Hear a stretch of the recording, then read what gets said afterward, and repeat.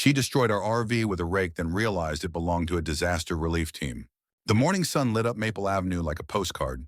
Birds chirped, sprinklers ticked rhythmically, and neighbors sipped their coffee with sleepy smiles. Then came the scream. A shrill, metallic screech tore through the still air.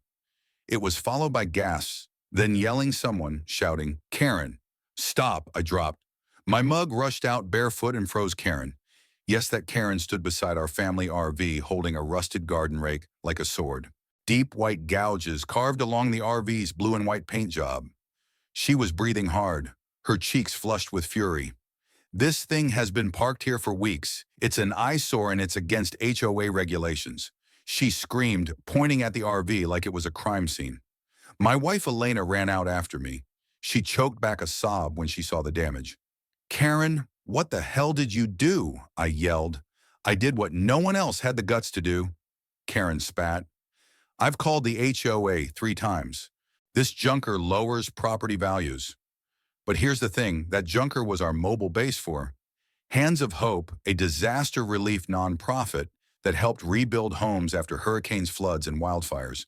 We just come back from Baton Rouge after a 2-week volunteer mission helping families after a levee breach. And Karen, she didn't ask, she didn't knock, she just assumed the worst and acted on it. By noon, the video was online.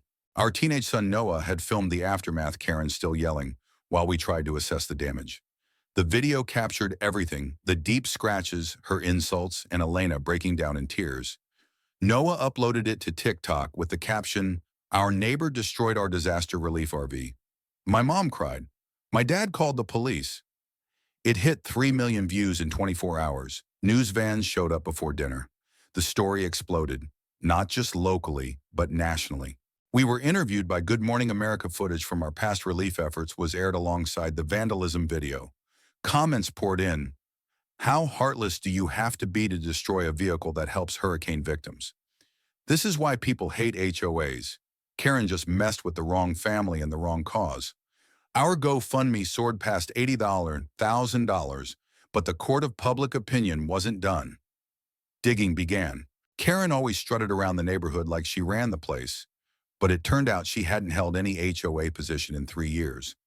She'd been removed after complaints of harassment, but she still printed fake violation notices and issued warnings to newcomers. A local journalist uncovered her pattern. She once called animal control on a disabled veteran service dog. Another time, she reported a black family for loitering in their own driveway. People in town started speaking up.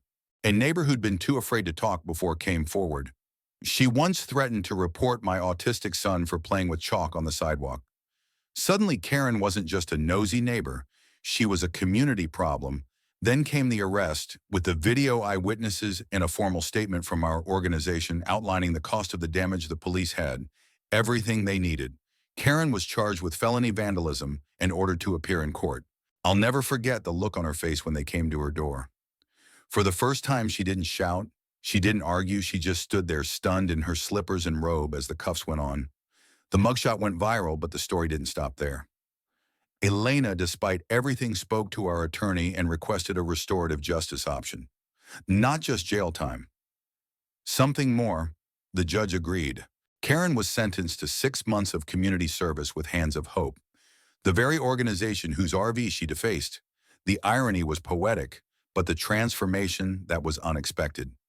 At first, Karen resisted.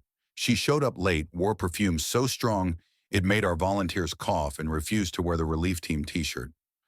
During her first week at the food bank, she sneered at canned goods and questioned why we help people who don't even pay taxes. We didn't push her.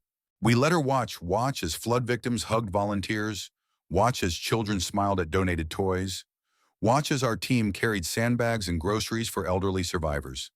Something started to shift by month 2. She stopped wearing perfume. By month 3, she was helping clean tarps after every rainstorm. And by month 4, she listened. At a shelter in Mississippi, a young woman broke down while telling Karen how she lost everything in a fire except the bag of clothes our team had delivered. Karen didn't say anything. She just held her hand and cried with her. The next day, Karen showed up early with coffee for everyone. Her apology came quietly. We were unloading lumber when she walked up to me and Elena. I can't undo what I did, she said, voice shaking. But I thought I was protecting the neighborhood. I didn't care to realize. She looked down. I judged you without asking who you were. I thought being in control meant being right, but you showed me it means serving others. Elena hugged her.